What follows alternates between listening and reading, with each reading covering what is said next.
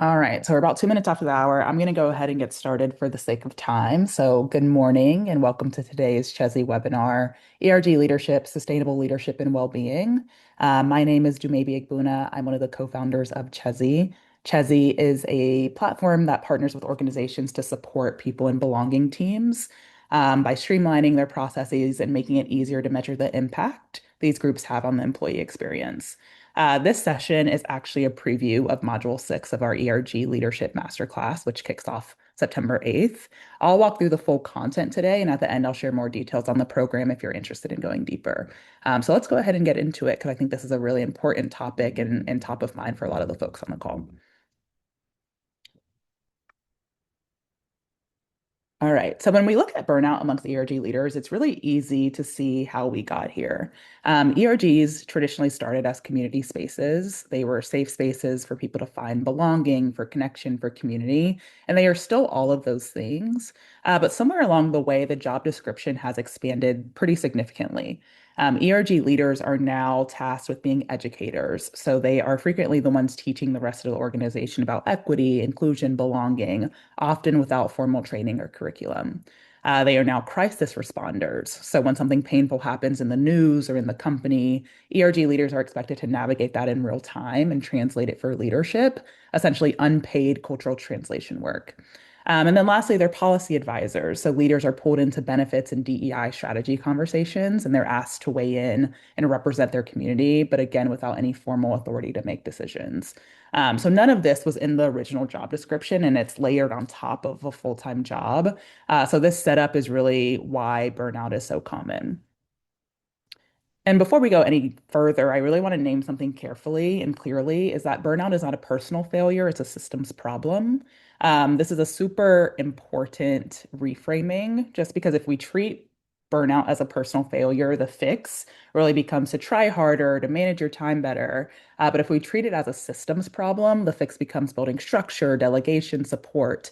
And that is exactly what the rest of this session is about. So I just want to make sure that we are anchoring on this thought that this is a systems issue, not a personal failure amongst ERG leaders. So when we look at our content for today, we're really anchoring on a four-part framework, one that builds on each other. So first is recognize, protect, build, and transition. So we'll move through these in order. First, kind of naming the problem and recognize. Then we give you the tools to prevent it and protect. Then the tools to build resilience in your ERG structure. So talking through succession planning and build. And then finally, how do we hand things off well when that time comes? And that's when we end with transition. So let's go ahead and get into today's content. Let's start with recognize. So again, this is protecting against burnout and then identifying what it looks like in ERG leaders as well as your members. So ERG burnout rarely comes from one cause. It really accumulates across compounding pressures that are often invisible to the wider organization or even like your DEI team. The key drivers of burnout that we've observed as a Chezie team is one, invisible labor. So ERG leadership is work that sits on top of your regular job responsibilities, and it's often not formally recognized or valued in performance reviews. So people don't necessarily get the credit for the time and energy that they're putting in. The second contributor is the emotional weight. These leaders are having difficult conversations about sensitive topics, whether it's what's happening in the news, Supreme Court, um, decisions, whatever it may be. So they're managing polarizing or even traumatic discussions while still expected to perform at their regular job. So that emotional labor really does take a toll. And then lastly is no relief. So without planning for succession or rotating leadership, the same people end up carrying this burden year after year. So there's no break, there's no fresh perspective, and there's no sharing of the load. So individually, any of these might be manageable, but when you compound them over multiple years with no support, this is really where the burnout stems from for ERG leaders. And burnout doesn't always look like falling apart. For ERG leaders, it actually looks like staying very busy while quietly struggling. So there are a couple of different ways that it shows up for ERG leaders. One is ownership overload. So where ERG leaders feel personally responsible for everything and they're unable to let anything fall, so they're just carrying it all. Delegation difficulty, kind of building off of that first point. They struggle to hand off tasks or even step back, even when they are overwhelmed. Loss of drive, so motivation or creativity starts to fade. Work that once felt inspiring starts to feel like an obligation. A lot of ERG leaders, when we step into this work, we're really excited, we're passionate about our community. And then as we get into this kind of burnout cycle, it starts to feel more like a burden or an obligation versus something that we were passionate about. And then lastly, that ends up being an abrupt exit risk. So you consider leaving suddenly rather than planning a thoughtful, more responsible transition. These are all common patterns, and I'd encourage you, if you're on the call, to reflect and see if any of them sound familiar to you right now. So, and something that's important to note is that burnout has a ripple effect. So, when you, as an ERG leader, are running on empty, you are burnt out, your members will start to feel it, even if you think that you're hiding it well. So, there are a couple signals to look out for when your members are starting to feel burnout as well. One is declining engagement. A lot of us have probably been there. We start the ERG, engagement is peaking, people are regularly attending events, people are volunteering. But when your members start to experience burnout, that means attendance drops, fewer members start to show up consistently. From there, you have fewer volunteers. So no, new leaders don't step up when existing ones look stretched thin. Burnout, again, is a contagious as a signal, right? So whenever your members are starting to experience burnout, they're not raising their hand to help with events or programming, meaning that your ERG leaders are getting even more burnt out because no one is there to help delegate or take on those tasks. Your ERG starts to feel like it's a crisis only space. So this means that your ERG shifts from like a proactive community to being a reactive space that only mobilizes around emergencies or political events, whatever it may be. And then lastly, that results in like a loss of trust. So members sense the instability and the momentum and belonging erodes over time. So when you think about burnout for yourself as a leader, remember that it's not selfish. It's actually one of the most protective things that you can do for your community because once you are protecting yourself against burnout, you're also protecting your members and your community in that space. And then if what we just covered isn't necessarily hypothetical to you, if you're in it right now, you're looking at these slides and you're like, I feel this next slide is exactly for you. These are just kind of four steps of a practical framework for you to manage burnout or your overwhelm. First, I just encourage you to name it. Start by being honest with yourself about what's really going on, and then communicate it to people that you trust, whether that's your manager, your mentor, your DEI or belonging team. I think naming the problem is the first step to solving it. Next is to pause without guilt. So see where you can maybe scale back your commitments without compromising quality or letting people down. Make sure that you have time to rest and recover, because your community also needs you to be healthy, right? Next would be to ask for support. So don't try to navigate this alone. This means leaning on your executive sponsors, your co-leads, your DEI partners. They're there to help you through this, and there should be systems in place, which we'll talk through in the next section, to help you be able to get that support. And then lastly is to create a reset plan. So that again, the risk of being a burnt out ERG leader is like, I'm just going to abruptly step away. I'm going to quit this job. We want to make sure that there is a sustainable transition. So this means creating a reset plan. If you are in a space where you want to step away, don't just disappear. Step back thoughtfully with a transition plan that ensures continuity. This again protects both you and the people depending on you. These steps all work together. So naming it gives you clarity, pausing gives you space, asking for support gives you resources, and then planning gives you a path forward. And if this is you today, I encourage you to actually pick one of these four steps and take it this week. You don't necessarily have to do all four, but maybe just one. Maybe it does mean like this next month, I'm going to pause, I'm going to step away, kind of focus on my personal life and doing a reset. And then I'll come back and have clear ask for support from my DEI team and other stakeholders. Okay. So now that we've recognized what burnout looks like, I want to talk through protect, which is essentially how do we put in systems and boundaries that prevent burnout from happening in the first place? So essentially, the goal of this section is to shift from heroics to an operating system that's sustainable. So if you look at the hero model that's demonstrated on the left side here, you see that one person is kind of carrying the full burden of this like rock. So the hero model means that knowledge is locked into one person as an ERG leader. You're the single point of failure. There's a high risk of burnout. This is most ERG leaders today. All of the work within the ERG falls on one, maybe two co-leads, and that is a lot to carry, right? But if you shift to the operating systems model on the right-hand side, this means that knowledge and ownership is shared, meaning that there are scalable processes. There's a system that empowers ERG leadership to be resilient and sustainable. Not one person carries the load, everyone carries the load. So you're able to delegate tasks, you're able to ask for support, you have people to lean on. So the goal here isn't to work harder as the hero, it's not to carry more, it's to build systems so that so that your ERG doesn't depend on any one hero at all. Your ERG should be dependent on a full ecosystem of folks, so that it doesn't fall on one. So what does that look like in practice, right? So let's explore how we can move into the systems model with your ERG. And I think that starts with building SOPs or standardized operating procedures. So writing things down is one of the most protective things that you can do for yourself and whoever leads after you. This just allows a new ERG leader who's stepping into the role to not have to reinvent the wheel when it comes to basic processes. They can just pick off where you left off. So a few things that you should document would be one, decision making. So create a decision making playbook. And this document really outlines who decides what and how. So leaders aren't reinventing the wheel every cycle. So this might be like, how do we plan or how do we decide what we're going to do for key heritage months? Who are the stakeholders involved with that decision? How do we come up with that plan? Who needs to, like, is there an approval process? Who needs to be involved, et cetera? Next would be a programming playbook. So this would be event templates, timelines, ownership guides for recurring programs. So if your ERG is one that does similar programming year over year, so maybe you have a keynote, women's conference, maybe you have a keynote volunteer um, partnership. This would just be kind of outlining what does that look like in its totality and how do we break that up so that when you hand that playbook off to the next ERG leader, they know exactly what to do and they're not having to search for those answers. They're able to just kind of pick up where you left off to my original point. Something else to document would be communication rhythm. So when and how the ERG communicates internally and externally. So do you have a newsletter that you regularly send out? What is the type of content that it's included in that newsletter? What is the frequency that newsletter is sent out?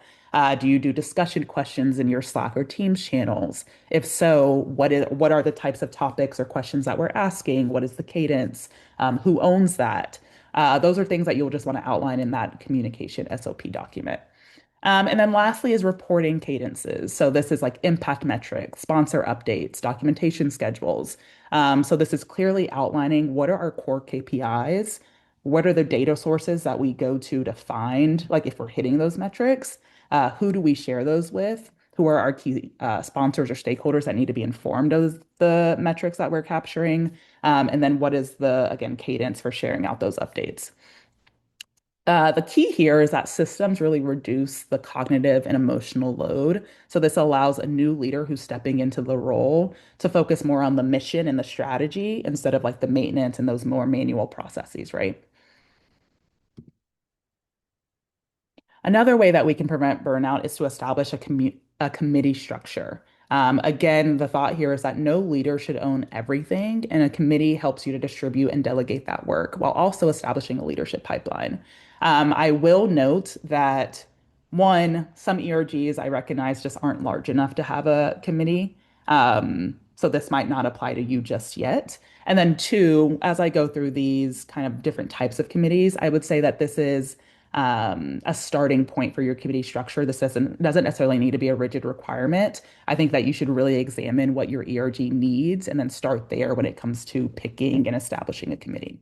But some of the committees that I've seen that have helped ERGs just kind of grow more resilient would be one, a programming committee. So this group really owns event planning, content, the member experience. They're typically working directly with like your events teams or workplace experience teams to schedule like what is the right timing, what is our budget, how do we bring in external stakeholders if we have an external speaker, how do we do room and catering and all those things. They're planning the whole program. Again, your ERG leader or your co-leads kind of sit at the top of that hierarchy. They're kind of delegating the strategy, and then the programming is the one that moves forward that strategy through programming and initiatives. Next committee would be communications. So again, I mentioned a newsletter, announcements. If you have teams or Viva Engage or a social presence, that would be the team that's responsible for managing those communications. Again, they are taking the strategy from the co-leads and then they are disseminating it via the comms channels that you have established for your ERG. Another committee could be a partnerships committee. So this would be building relationships with either other ERGs, either other vendors, community organizations, but they're the ones that manage that relationship from end to end. And then lastly, a data and impact committee. They would be responsible for tracking metrics, measuring outcomes, reporting to sponsors. So again, this would be the folks that maybe manage like your ERG platform, or they are the ones that are going in after every event and synthesizing the information or the surveys that you send out. Um, the thought here is that instead of your ERG leaders and your co-leads owning everything on an end-to-end, you see there's programming, there's communications, there's partnerships, there's data and impact. There's so many different work streams. This just allows you to have smaller subgroups of your ERG leadership that can manage those specific work streams and kind of free up your ERG leaders to focus more on the strategy work.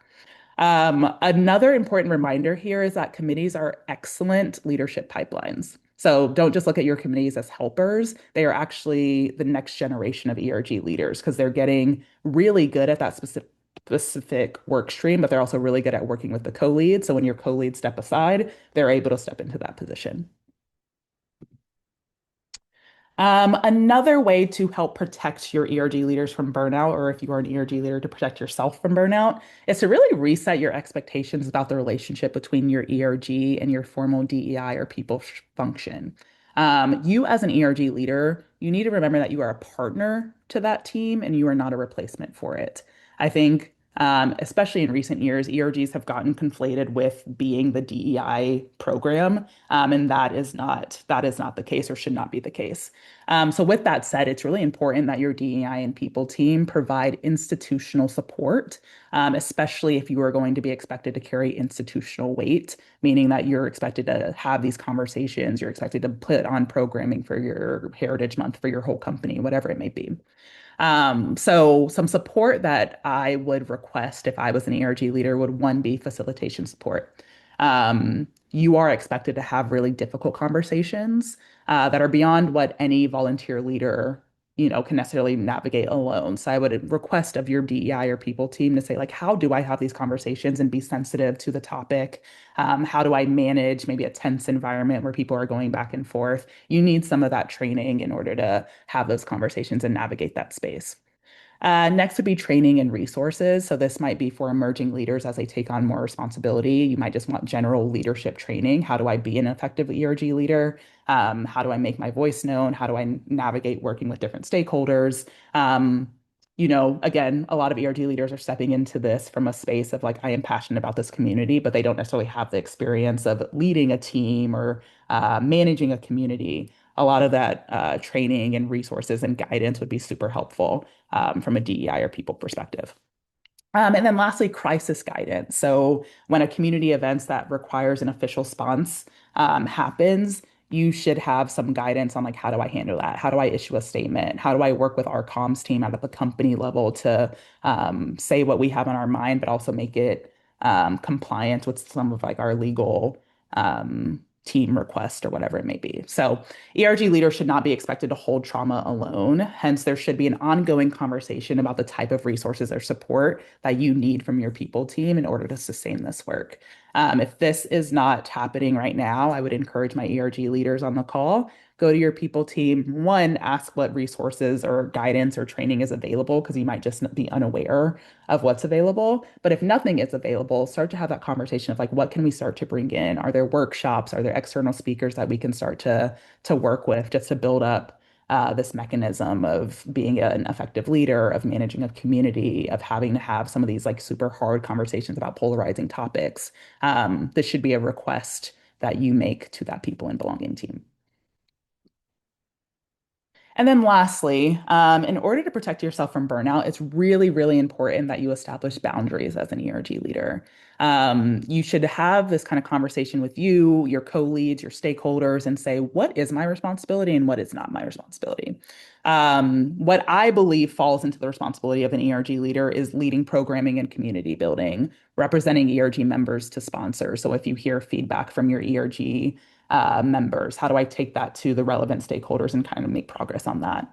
Documenting and sharing ERG knowledge, again, going back to the SOPs, communicating capacity limits early. So making sure that other people are aware of like, hey, we can't host 5 events a month. We're going to scale this back to 1 event because I think that matches the capacity of myself and my board. What is not your responsibility?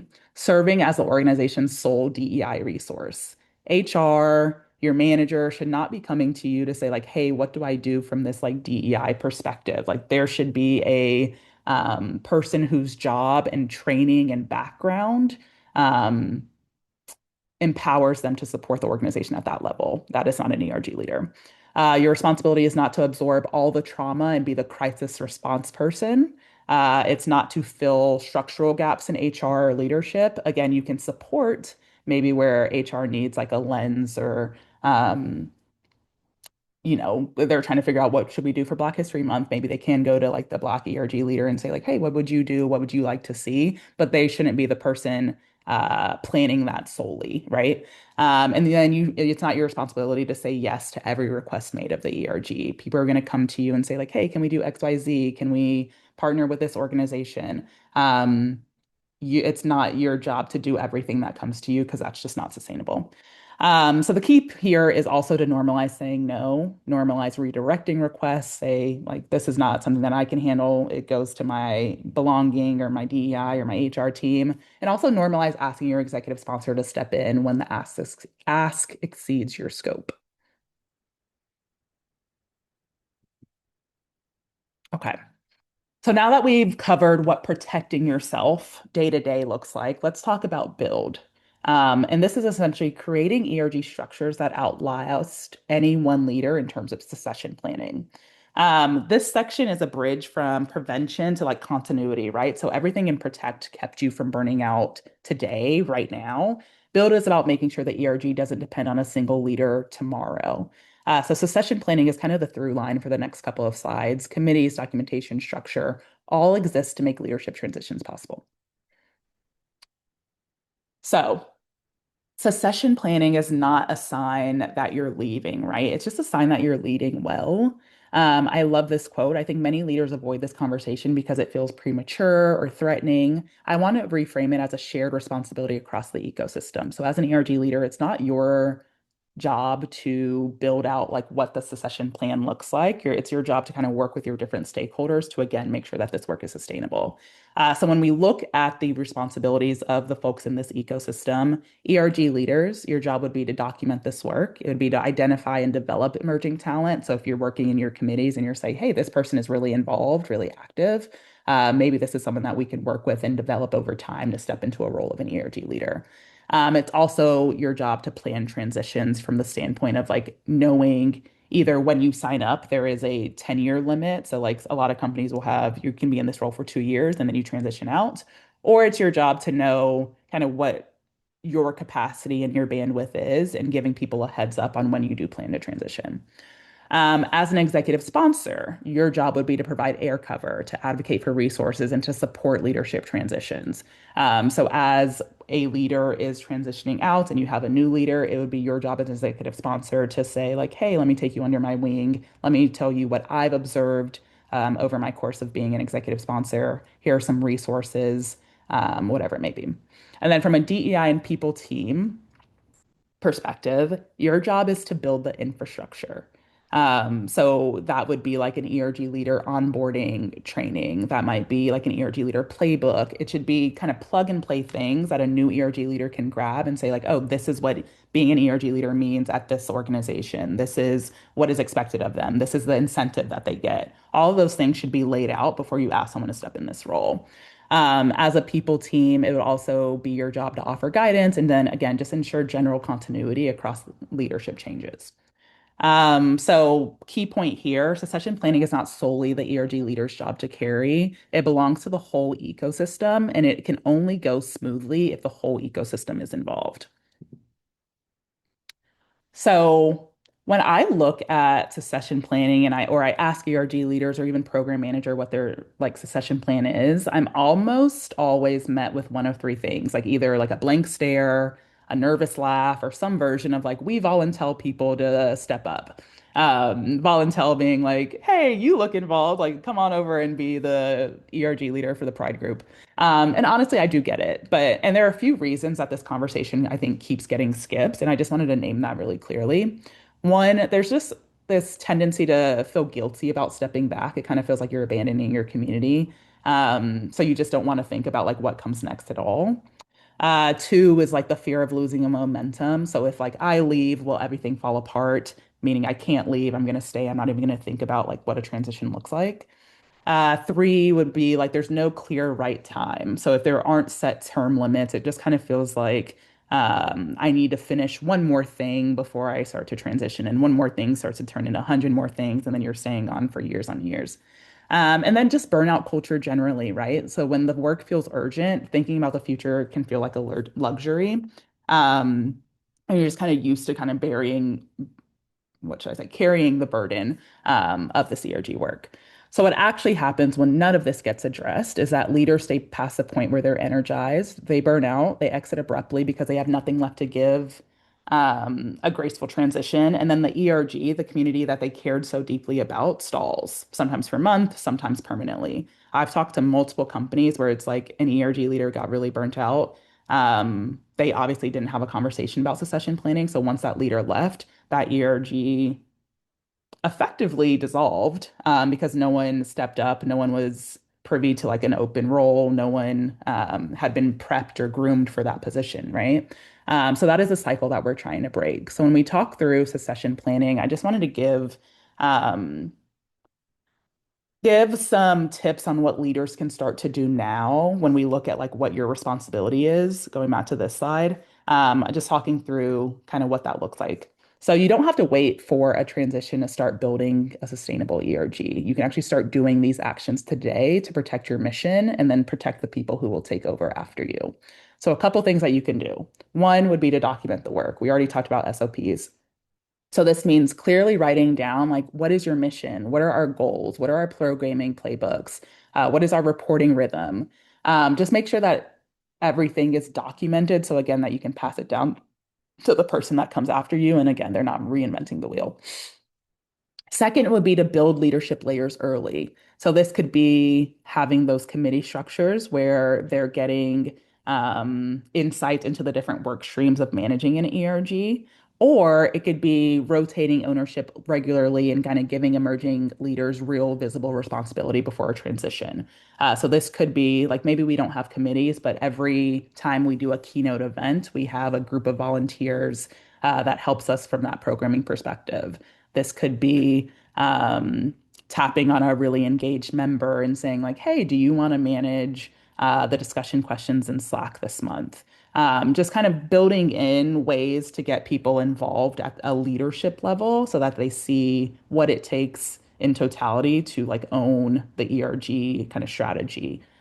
And then lastly, make your role visible and realistic. So again, when having a conversation with prospective leaders, be honest about the time, the scope, what support actually exists, so that they're set up to succeed rather than being surprised later. People are not going to volunteer for something they have no idea like what is expected of them for.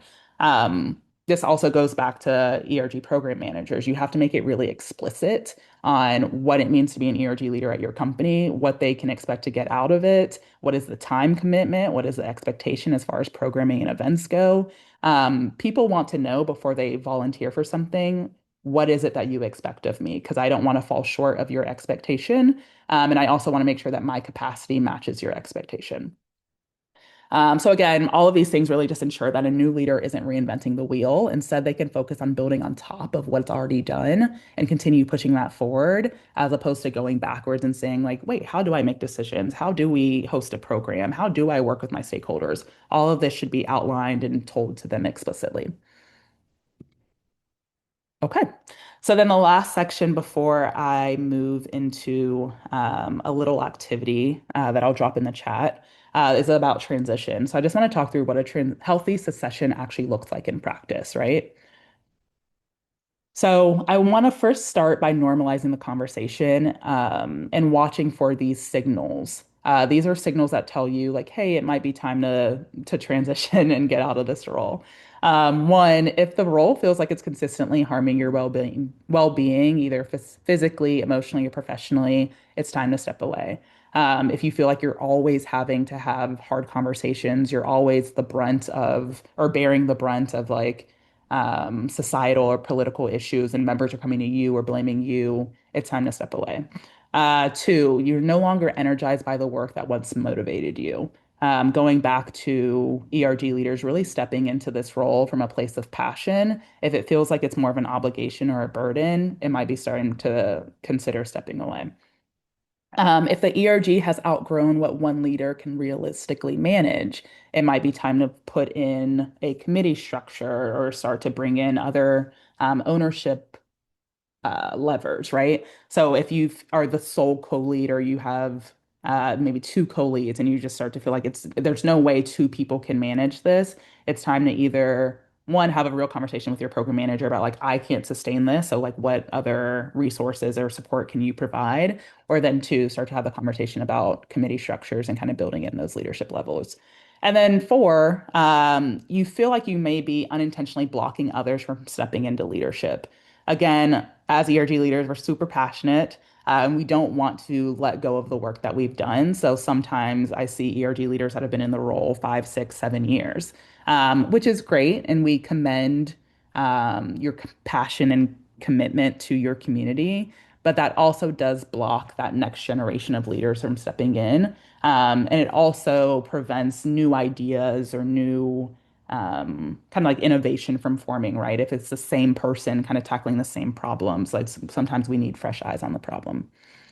So if any of those sound familiar and you're like, okay, I do think it might be time for me to transition, I do want to just talk through what a healthy transition looks like. And a healthy transition does not happen in 2 weeks. It has to be a process and it has to be done well, so that the ERG barely misses the beat, right?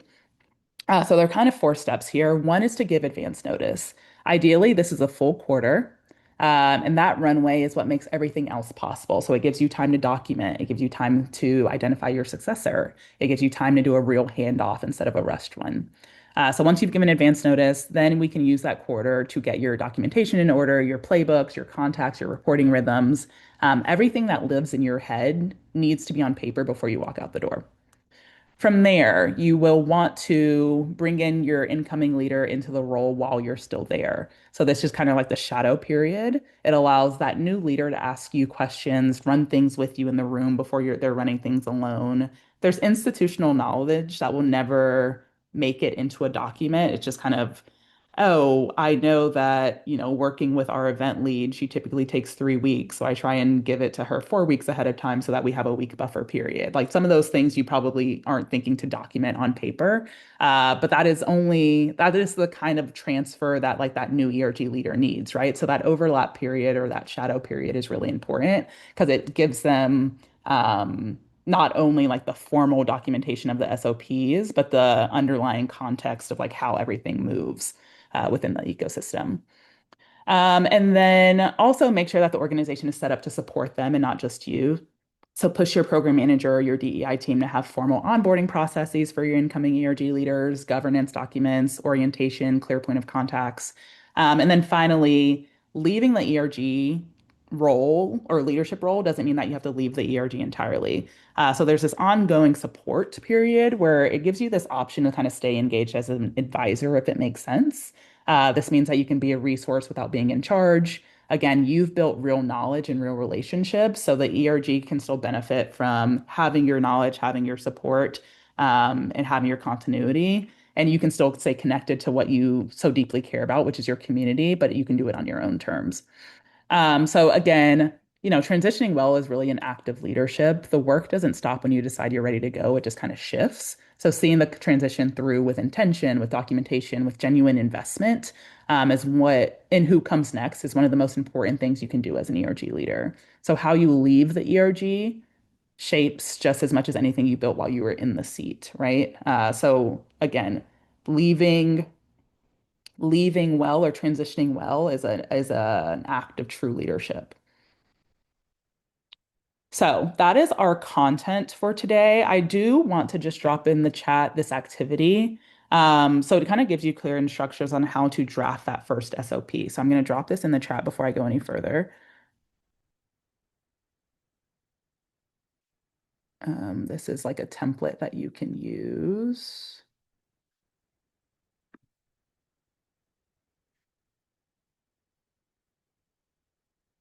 Okay.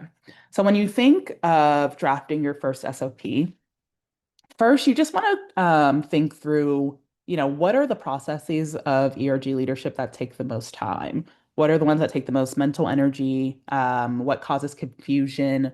What is something that like only one person currently knows or owns? And just kind of jot down what those processes are. So maybe it's data and reporting, maybe it's sending our newsletter, maybe it's um, planning our keynote Black History Month event, whatever it may be. So just think through what those processes are. And then from there, you'll want to document what the process is and why it matters, who owns it and who backs them up. 5 to 7 main steps in plain language. There should be no, it should be all in like layman's terms. So, like someone that's new to ERG leadership knows exactly what you're talking about. And then also document the tools or the docs used in each step. Um, in this PDF or template that I just shared, there is kind of a section to help you guide through that. And then there's also a section of establishing your boundaries and then doing a checklist on succession planning. Do we have everything in order for me to leave or transition well? So I'd encourage you all to take a moment either now or later today and just kind of think through your SOPs and your documentation because I think that's a really important step in preventing burnout, but then also transitioning well. Okay, so let's get into our closing and then we can end with questions before I go into like a masterclass preview. Just some key takeaways here that I would love for you all to either take to your ERG leaders or your co-leads or just kind of nibble on for the rest of the week. One, burnout is a systems problem. It's not a personal failure.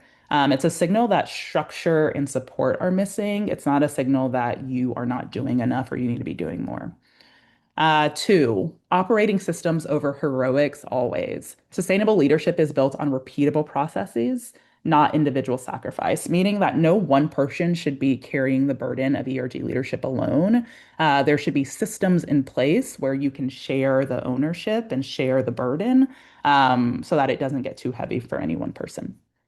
Committees and delegation. So sharing ownership is really how ERGs scale and how leaders stay well. Again, kind of going back to operating systems over heroics, you don't want to be doing anything alone. Also, meaning you don't want to have all of the knowledge of your ERG only in your head. It should be shared amongst kind of your stakeholders in your ecosystem. Succession protects everyone. So planning for transitions protects the ERG, the mission, and the people in it. When we think about succession planning, it's really important to think of it in that if I step away, I don't want that to derail the whole ERG. If I step away, there should be people that should be able to pick up where I left off and build on top of it. And then lastly, impact requires well-being. Impact without well-being is not sustainable impact. So leaders must be resourced and supported and establish boundaries in order to lead effectively. If you are burnt out, you cannot lead effectively. So that's something to always keep in mind, especially as you think through maybe your ongoing commitment to your ERG, or when you just think about like looking at your other co-leads and maybe seeing some of the consequences of burnout and how it's starting to impact the ERG. Just remember that you cannot lead well while being burnt out. And then I will lead you with this. Your role as an ERG leader isn't to do everything. It is to build something that lasts, even if you're not the one leading it forever. Realistically, you are not going to be an ERG leader forever, but you do want to make an impact while you are in the seat, right? So part of making that impact is to build something that is sustainable and scalable, and that can be carried on even when you're no longer there. And with that, I will open for questions. There is a Q&A function in the chat or in the settings bar if you want to drop some questions, or you can do it in the chat. So there is a question here. What do you do when the senior leadership of your organization are the ones perpetuating harm and making the work of ERG leaders nearly impossible? Um, Without having all of the context needed, what do you do when you're senior leadership of organizations? If senior leadership, I'm guessing, is going to be an aside from like your people or belonging team. Um, is what I'm assuming. If that assumption is correct, I would lean on your people and belonging team and explicitly state like what is the barrier or the obstacle with working with senior leadership.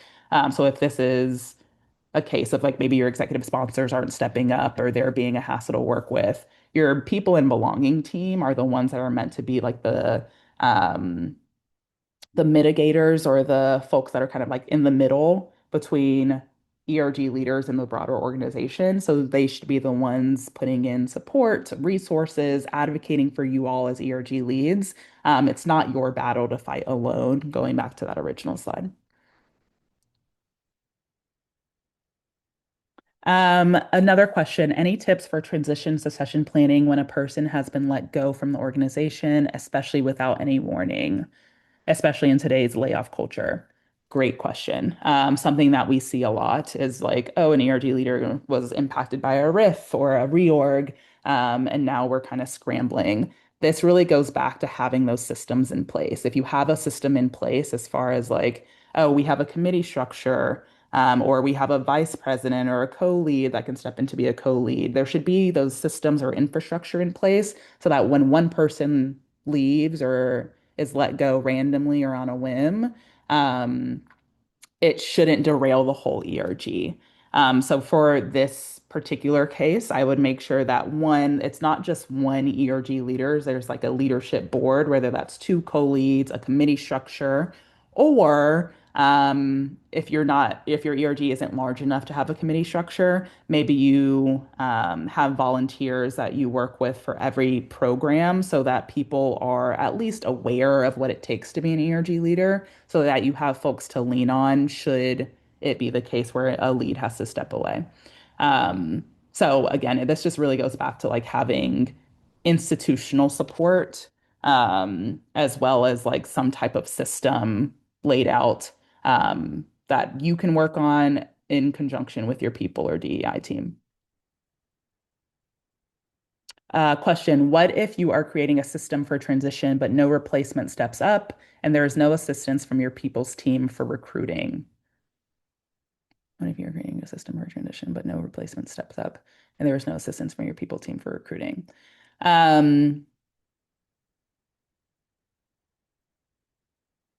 I mean, if you were creating a systems for transition, I'm guessing you are thinking about like committee structures and maybe like broadening the leadership board. There's no way you can do that if people aren't volunteering for those positions, right? So, if it is the committee board, I think that again, you're building that leadership pipeline through that system or that infrastructure. But if it's a case where no one's volunteering at all, I would actually just go look through maybe like your past programs or initiatives and just see like who your most engaged members are. Typically, if you have a conversation with them where it's not like you have to be an ERG leader, but like, would you be interested in? And again, having really clear, explicit um, expectations for them, that would kind of be how I approach it. So going to your most engaged or most active members and saying like, hey, the job of an ERG leadership at our organization requires 2 to 4 hours a month, on top of your day job. You would be responsible for XYZ. Is this something that you're interested in? That conversation can go a long way. And I would frame it as like a, hey, I've noticed that you're really involved and really engaged with our ERG. You've attended a lot of our events. You're always in our Slack and our Teams channels. I think you'd be really great for this position. And then you can start to have that conversation. But if you have, again, that like that transition system in place where you have committees, you have a broader board, you have the support of your people and DEI team, hopefully that's an easier and more smooth transition. And then question, how do you juggle psychological safety when folks in an ERG are from every level? Theoretically, you could be an ERG with your supervisor. That is a great question. I think you can't prevent that, if I'm being honest. ERGs are a space for everyone within the organization to come and gather for a like cause. I think what I would recommend is like at the top of every meeting, just establishing ground rules, right? So at the top of any initiative, maybe you say, "Hi, I just want to know, before we get into it, I just want to establish that this is a safe space. Whatever is shared in here does not go outside of these walls." And you kind of have like a community agreement is what I've seen work really well for ERGs, um, just to help establish that level of psychological safety. But that is a real fear, and something that I think is just important to name and talk through with your members and your board and your people team. But I think especially where we have to be really cautious about like being exclusive within ERGs, I don't think there's any way to prevent this, if I'm being honest. So I think it just comes back to establishing those community guidelines and maybe reestablishing them every time y'all meet.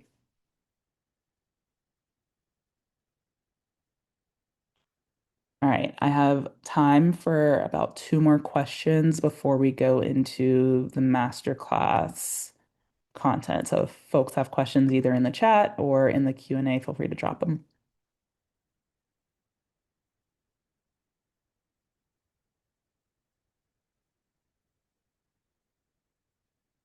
Okay. If no questions, we'll just go into a quick kind of rundown of our leadership masterclass. So, Chezie's cohort 2 for our ERG Leader Masterclass will run from September 8th to October 16th. For those who aren't aware, this is a 6-week cohort-based program that takes your ERG leaders through 6 different topics throughout the course of that 6 weeks. And I'll run through the topics on the next slide. But this is what is involved is like one live 75-minute virtual session per week. And this is led by either myself or my co-founder, Toby. Each session builds on the last, and there are practical frameworks and ready-to-use templates. So you'll use kind of the sheet that I shared here. We have some white papers that we'll share with the participants. And then each week you leave with like a tangible tool that you can apply immediately to your ERG.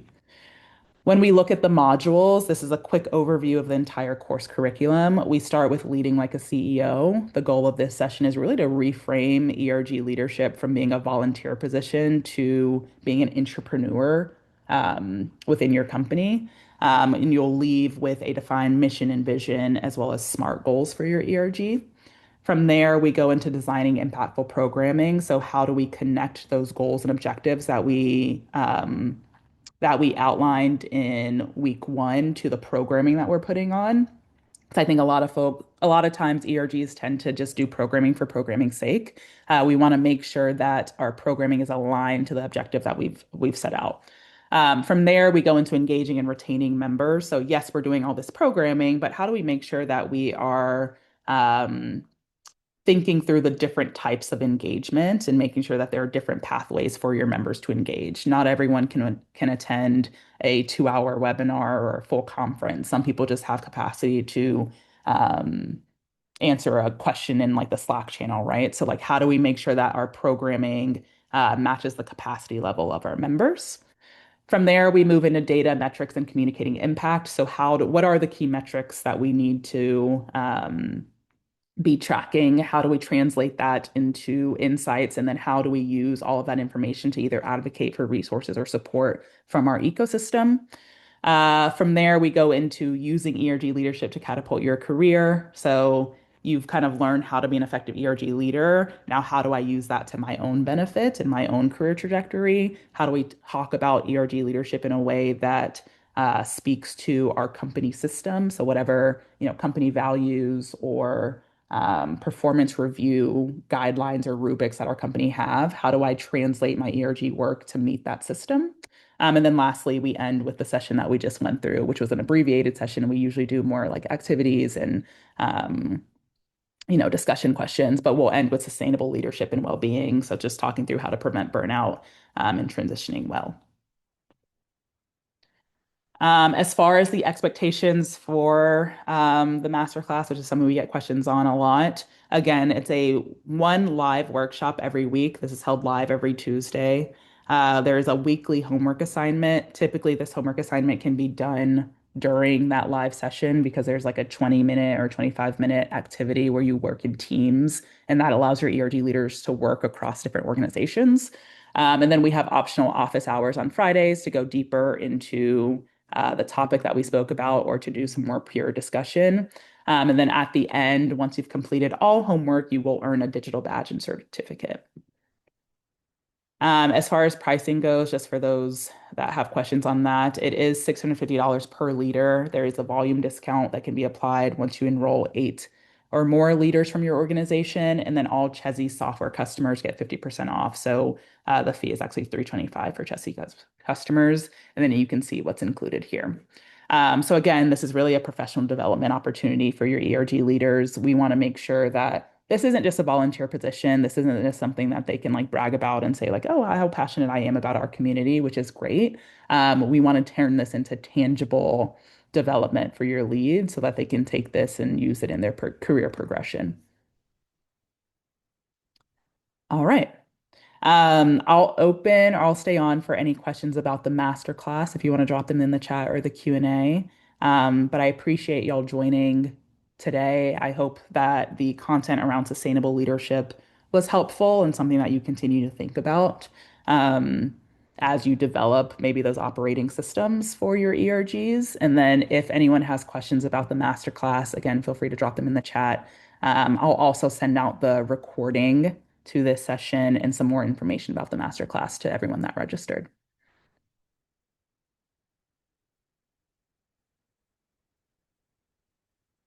Amazing. All right, if no questions, I will give you back about 7 minutes. Thanks, y'all. Have a great day.